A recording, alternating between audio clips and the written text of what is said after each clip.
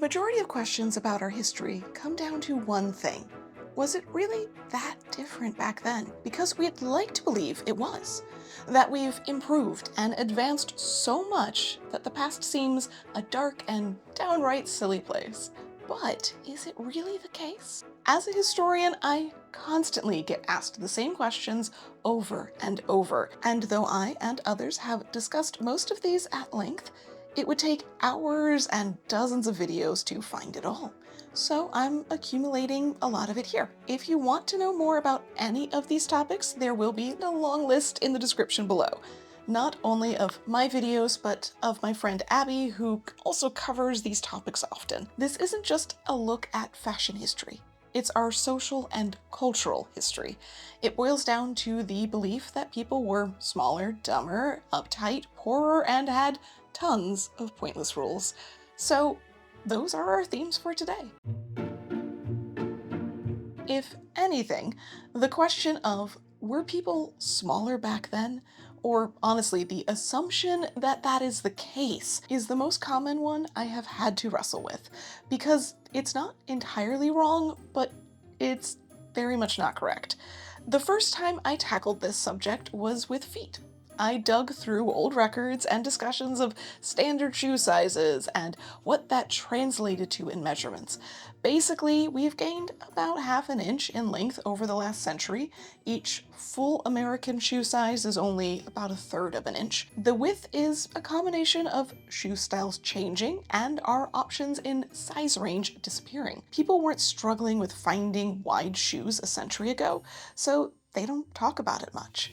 Not because they didn't need them, but because they were easy to find.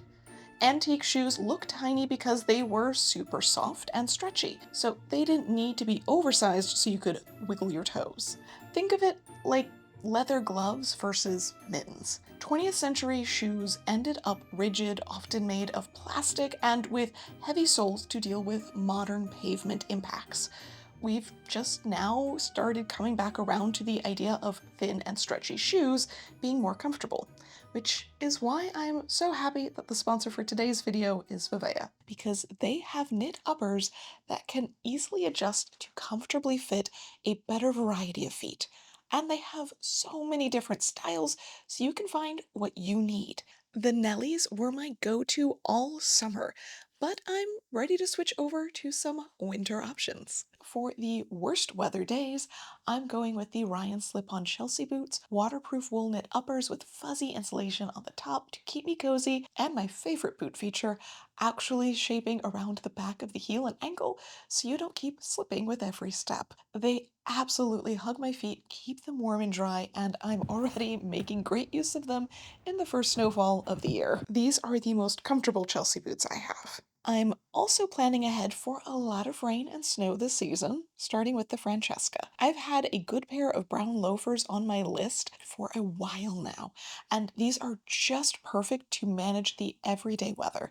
With the heavier soles, I can stay elevated out of the puddles, the wool knit uppers keep my feet warm, and the padded insoles mean that I have no problems walking to campus and back. And if you want to grab Vivea's classic Mary Jane during the sale, don't miss this one. The Margot Mary Jane in ruby red is so classic and comfortable, but also the perfect pop of color in the dreary months ahead. The insole is super supportive while the shoe stays light and minimal.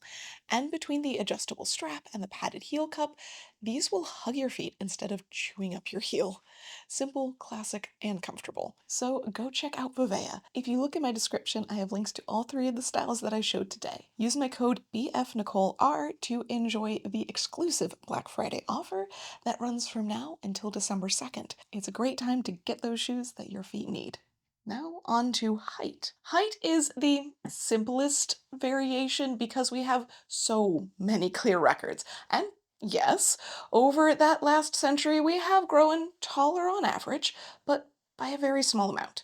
Nutrition has gotten better, and that means children grow to their full potential, which also means that plenty of children 200 or 300 years ago also had the right nutrition to grow that tall. It's just that many did not. Plenty of famous people in the 18th century were well over 6 foot, and that wasn't that uncommon. Entire regiments of the military were made up of men that height and up. more importantly, we don't build the world around us completely differently for women averaging 6 inches shorter than men. So, no, beds, doorways, and ceilings weren't shorter because they were. It was to conserve heat and materials. Why make something bigger than needed? Tall ceilings are great in warmer climates, but terrible in colder ones. Thus, damp stone medieval structures built during a mini ice age, when materials were a lot of effort to acquire, have low ceilings and doorways and smaller beds to keep everything cozy. The same thing goes with people being skinnier in the past. On average, sure, overall, things have shifted. But that doesn't mean that that was everyone back then, no different than it's not everyone right now. So the idea that everyone in the past was super tiny is not the case. A lot of that comes down to, much like shoes, the antiques being not a great representation. So the things that were worn by teenagers or people in their early 20s weren't able to be worn through the rest of their lives. They weren't able to be worn as they had children or grew older. There were fewer people that small size to wear that clothing, and because it was already small sized, there was less fabric to adjust it. Larger garments got remade into smaller garments over and over. So it'd be akin to having prom dresses and wedding dresses being the surviving things today. Things that are smaller, prettier, nicer, and more likely to be kept for memory are what survive, versus that pair of jeans that you wear every day because they're just that comfy. Those don't survive, and that's the same case. We don't have common clothing, we don't have as much larger clothing. There is still plenty, which means they had a wide variety of shapes and sizes just like we do. It's just, again, back in the day when clothing was custom made, it was your size no matter what size. Size didn't matter. Size wasn't even a concept. You were just you, and you had clothing made to that. So they didn't really talk about it and concern themselves with it in the same way that we do. That kind of answers the question of were they smaller back then? Yes, but not enough that it really would have impactfully looked that different. Whether we could send someone back to the past or bring someone from the past into the present, it wouldn't be shockingly different. Now, what would maybe be a little bit more shocking comes down to cleanliness. The biggest myth tends to be that they didn't bathe, which then comes down to they were absolutely filthy, smelled terrible, were covered in lice and other bugs, maybe even that they didn't wear underwear at all. Such filthy, filthy people. It's uncomfortable to be filthy, to be dirty. Now, I'm not saying every single society had the same standards throughout time, but in general, people tried to stay clean. They just did it differently than we do today. So when you see they didn't bathe more than twice a year, well, that comes from Samuel Pepys, who mentions in his diary in the 17th century that he is going for a bath that he hasn't had in a while. And that's because he's saying he hasn't fully submerged himself into a body of water, into a bathtub. Because if it's cold out, you don't have running water or hot water. Do you know how hard it would be to heat an entire bathtub full of water? That was restricted to the extremely wealthy in cold climates. During the warmer months, then you could do that and not have to worry about getting sick because you didn't have a hairdryer for it. So they did different things, which mostly consisted of cleaning out of a basin of water using soap and towels. Additionally, the underwear that they wore, which is not like today's underwear that only covers a very small area, it was meant to cover the whole body, and the linen and wool especially were meant to absorb all of the body odor and sweat and oil and gross stuff, and that was worn for a day, half a day, sometimes less if it's really hot out, and then that could be bleached and scoured and washed. So essentially, they were cleaning themselves without a full bathtub of water or a shower. Now, when it comes to hair care, this is where Abby has done a ton of research. She's talked extensively about the methods used, which were, again, not fully washing your hair because that's very impractical, but instead using pomade and powder or variations thereof. There are lots of different oils and fat-based products that are really great for cleansing the hair and moisturizing it.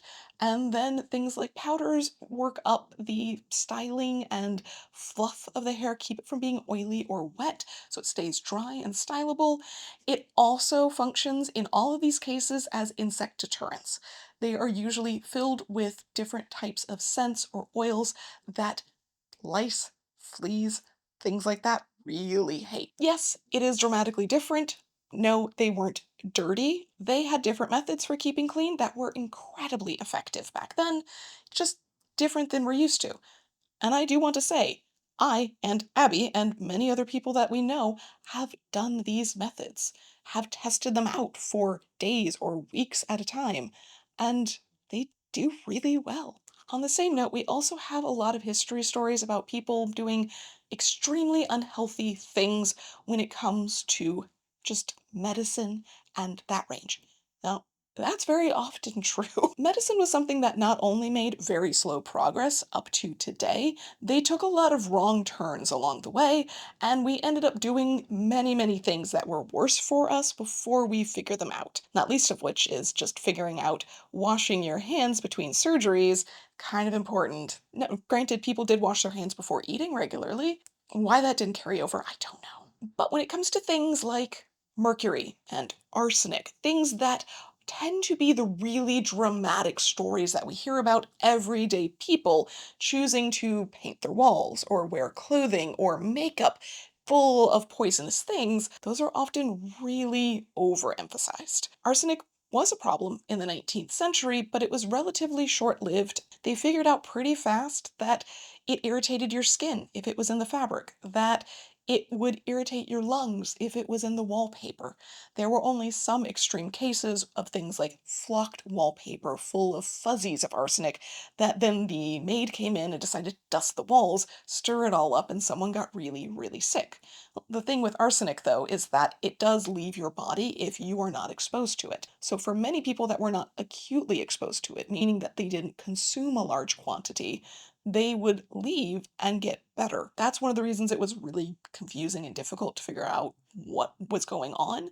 The symptoms went in and out constantly. Mercury, a little bit more complicated. They knew it was poisonous.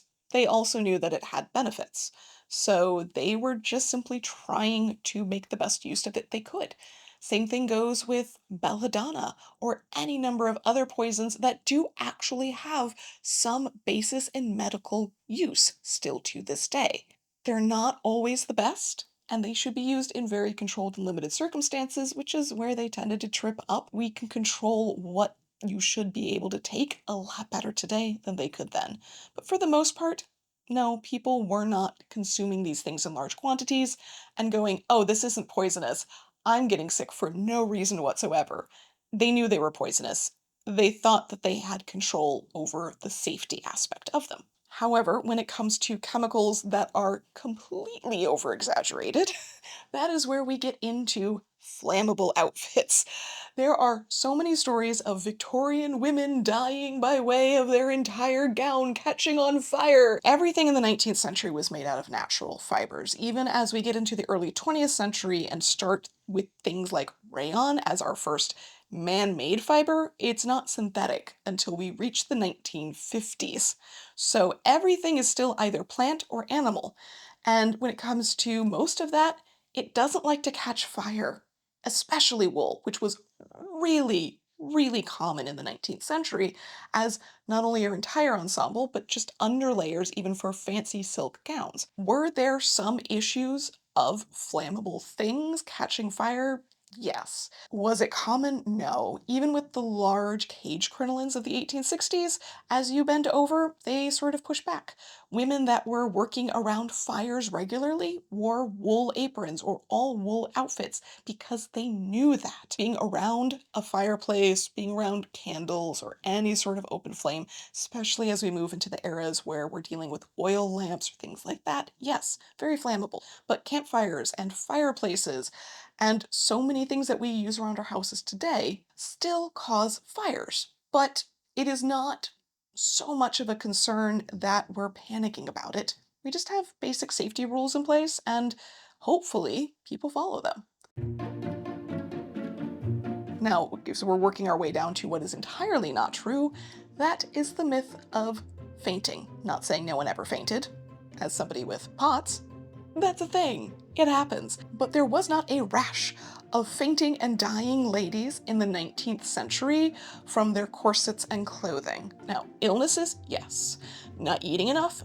Possibly. All sorts of reasons for fainting. But it wasn't a big problem. It was over-exaggerated because it was funny.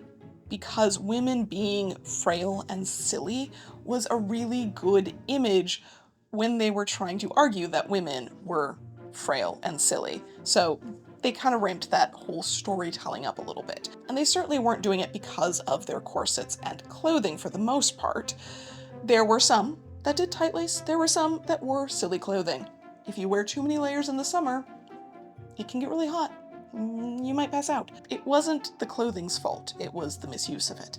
Corsets were not supposed to actually constrict your ribcage, they pull in your waist. And for the most part, very little. We pad out more than we pull in the 19th century.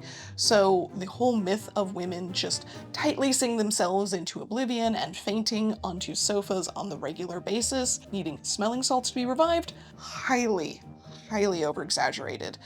I cannot point you to enough of Abby's videos talking about this. Now, were they sometimes silly in the past about things? Yeah, maybe not as much as we think though.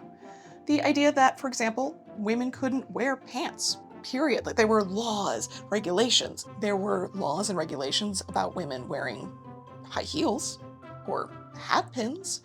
I'm sure somewhere there were regulations about pants. There certainly were in schools. There were definitely restrictions with school dress codes over wearing skirts of a certain length versus pants, but it wasn't necessarily the dramatic fear that women were wearing men's clothing.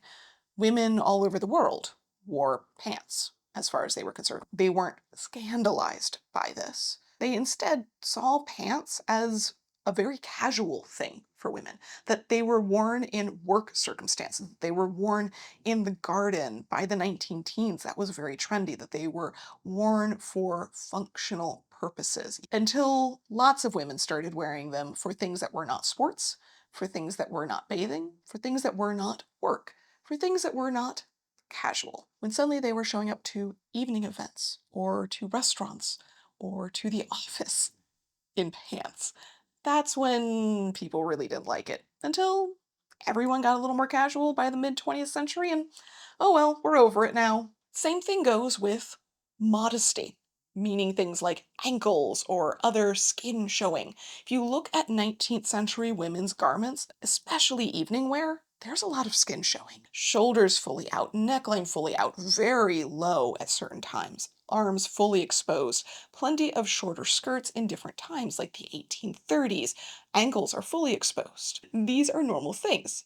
Granted, yes, those ankles usually have stockings on them, but that's because it'd be really impractical to wear shoes without socks. So there are reasons why ankles were covered for cleanliness and practicality, keeping your legs and feet warm. Modesty did not mean no skin being shown. It meant not overdoing it, not making a scene of yourself, not wearing something really bold and shiny and sparkly to a daytime event where you're essentially showing off in a really extreme way for no reason. It's not that you should be simple and plain all the time, but that you should follow the rules of society and keep within those. And honestly, when it came to things like exposure, they were just as concerned about men as women. Women's low neckline gowns were discussed in the same concerned way as men's low neck vests.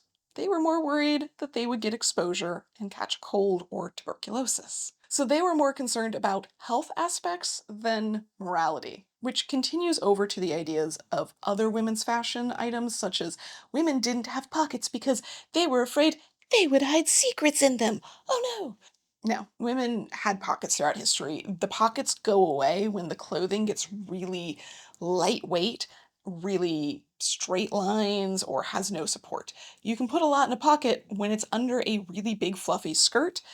hanging off of a very tight waistband. You cannot hide a pocket inside of a diaphanous 1920s dress. So that's why we go to purses. And pockets go back and forth in terms of fashion, but most of the time, pockets are not there because they would interrupt the lines of women's clothing, and fashion, supposedly, for women at least, comes before practicality. Now, this is often said in opposition to men's fashion, where it's supposedly practicality first and fashion second, and that supposedly this is a thing from the 19th century that Beau Brummel was the reason why men's fashion went from being silly and frivolous to very practical, to all plain, the quote, great male renunciation, as it is usually called in history books, which didn't happen like that at all. The reality is that men continued to wear really strikingly interesting fabrics and styles well into the 19th century, well past Beau Brummel, who was basically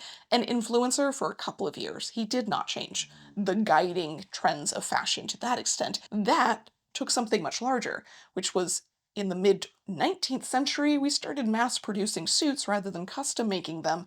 We started selling them through catalogs and through department stores, and then the way to keep the price down of something pre-made was to make sure it always got sold, which meant that it should be less fitted, it should be not a crazy fabric, it should not be that interesting, it should be the practical business suit. So essentially, the business suit killed men's fashion.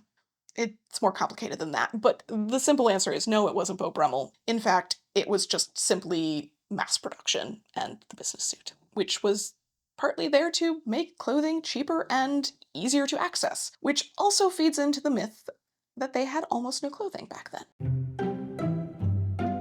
Now, granted, back then is a really broad range, and I had to go deep and extensive research to show that no, we did have plenty of clothing in the past, at least through the 19th and into the 18th century. It's just that we had a lot of undergarments. You know how we mentioned undergarments were useful for cleanliness? Yeah, you need a lot of those. You need to change those out constantly. You don't need a lot of outer clothing. So the layers that build up meant that they had a lot of items. They just didn't make up as many outfits. They needed 4 or 5 or 10 things to make up the base of an outfit, whereas we might need 3 or 4 things to have enough undergarments and outer garments to be acceptable. They needed a lot more, so they put their money there because that was what was practical to them. So yeah, they might have only had a few suits or a few dresses, but they had a lot more undergarments, they had a lot more accessories, they had different things for different seasons because you cannot wear the same thing in summer that you can in winter when you don't have air conditioning and central heat. So they had a lot of clothes, just a very different closet than we do today. Which also means that clothing was not inherently uncomfortable. They had things for too hot or too cold. They had things for the weather being wet or dry. They had different clothes for different events, and because they wore these things day in and day out and had to function in them, had to do things around the house, had to do things at work, it wasn't uncomfortable. They made sure the clothing could function how it needed to because it was custom made, or it was mass produced and less fitted. So they were perfectly functional, comfortable, unless they were trying to be specifically fashionable in evening attire. I can't promise that's comfortable, but can't promise an evening gown or a fancy suit is fully comfortable. They had control over that. They had choice over that. They also had a huge range of clothing types and appearances available. They had so many different fabrics. By the time we reached the 17th century, it is a normal thing to import your fabrics from all over the world in a rainbow of colors. Even if you are less wealthy, even if you are just poor, doesn't mean your clothing is brown. Now, what does happen is a lot of those natural dyes that are used, even the very expensive ones, do oxidize and kind of turn brown over time. So purple and pink turn a little bit more brown as they sit there for a time. Black fades, turns to brown. So it turns out a lot of the antique clothing that we see that's very muted and faded and boring, it's just because we're seeing it after hundreds of years of fading, of sunlight, of heat and cold, of changes in the chemical composition of it. So it's not what it used to be. And unless you're literally peeking inside of the seams, you don't see what that fabric used to look like. And even then, it's hard to photograph. Natural dyes do not photograph as well as synthetic modern dyes. They do look gorgeous in sunlight though, but it is really hard to capture that. They had color. They had options. They had style. They were able to walk into a store and have things made for them. They also weren't making their own clothing. They didn't have time. They didn't have instructions. They didn't have patterns until we reach the late 19th century, where the middle class starts to have more time. We have more machines that help us with having more time. Fabric gets cheaper. People start publishing more books. They didn't have that before. So, unless you were trained in how to cut and make and pattern your own clothing, odds are it would be a really tough thing to learn. You'd have to figure that out all by yourself. And people of the past don't have time for that. If they are working a job, even if they are working on a farm or taking care of the children, the family, the house, that's what they're good at. That's what they know how to do. That's what they do efficiently and effectively. It would be very silly for them to not do the things that need to be done and instead try to do somebody else's job. It would be incredibly inefficient for someone who has not been trained in making a suit to sit down and say, I'm going to make a suit today and I'll pay someone to come do all of the other things that I needed to do instead. Guess what would have been cheaper? Because it's going to take that person 10 times as long to make a suit that they don't know how to make, if not more. And so they're paying someone for 10 times as much labor to cover what they're supposed to be doing effectively. So it's just economically really silly. That's not to say that people in the past didn't do a lot of repairs or alterations, that they didn't adjust things up and down, that they could change the clothing trim, but to sit down and make an entire corset, gown, suit from scratch was just impractical. So most didn't do it. The last section is all about silly people. Mainly that they had an incredibly long list of very, very silly rules that everyone followed and no one understood why. We just never questioned these rules. One of the first ones I ever tackled was the idea that buttons being right over left or left over right was a gendered thing that developed because women were dressed by maids, men dressed themselves, so it was reversed. The other theories are things like men wore swords, and therefore it had to close left over right because you wore your sword on the left. How many men do you think wore swords on a daily basis? The answer is like none. So few. And if it was a matter of maids, then it'd be wealthy versus not wealthy. The wealthy would have things fastened right over left because they had servants dressing them no matter what gender. Well, the true answer was very, well, frankly boring. When women in the 1850s and 1860s, having a trend for front closure gowns during that time, had right over left as the standard because it was done with hooks and eyes. And most people are right-handed, it's easier to do right over left for hooks. They then started putting fake buttons on the front. They then started trendily, fashion-wise, putting real buttons on the front. And no one bothered to take the time to decide when they were patterning the gown whether it was going to be real, fake, hooks, whatever. So they just kept making them the same way.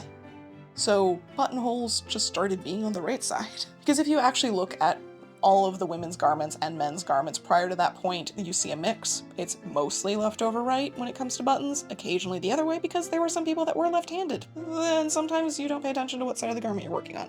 We've all done that. No, it wasn't exciting. It just was so boring that no one paid attention to it, and by the time we reached the 1880s, everyone went, why? I don't know. We're gonna make something up. It's more fun that way. Same thing goes with blue and pink as gendered colors.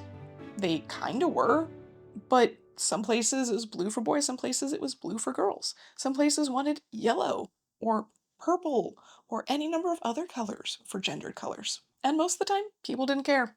It wasn't babies wear these colors, it was babies wear white because white is washable. It was when you have a baby, you announce it by way of a color so people know and don't keep asking.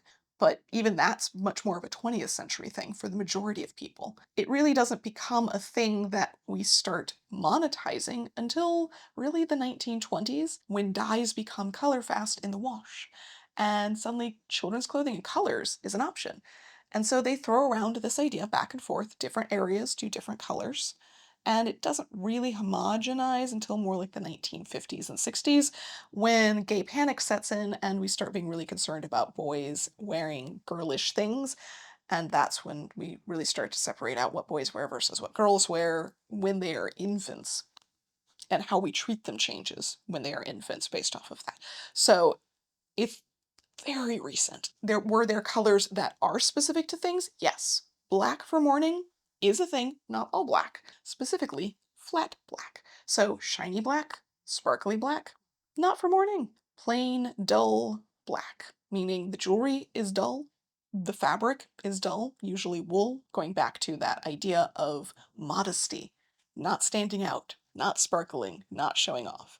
So black was, but so was gray for as you came out of full mourning, you would move into half mourning, you could wear gray. Then you could eventually wear lavender. But again, always dull, always plain. And not everyone did this because not everyone could afford to. Black was just a really popular color for the vast majority of people because it looks good. It's very stunning in the right circumstances, and it's really practical. Same thing goes with white for weddings. Yes, you can look back and see the history of Queen Victoria wore a white wedding dress and everyone was like, I'm so obsessed. It's amazing. I love it. Here's the thing. It was just a really fashionable color for dresses in that era because white is very impractical. What better way to show off than to wear white silk? I feel like that's still the case today. If you wear all white, even if it doesn't look at all like a wedding dress, you're saying I'm not doing anything in this. But white wedding dresses did not take hold. They were not the standard, they were not the expectation until the 1950s. My grandmother wore a pink suit for her wedding in the 1940s. It didn't become standard until the economy was good enough, until fabric was cheap enough, until clothing was washable enough, that we not only could choose to have a very impractical color for our wedding outfits, but we could also have something that never got worn again. It's a show off of wealth. It's a show off of being middle class, upper class. And that's a very mid 20th century thing. So color does have some references in European and American societies, but it's not as strong of a rule as we would like to think it is. Red doesn't always mean scandalous, despite the fact that we use it as a shorthand in historical films for the troublemaker, for the prostitute, whatever it is.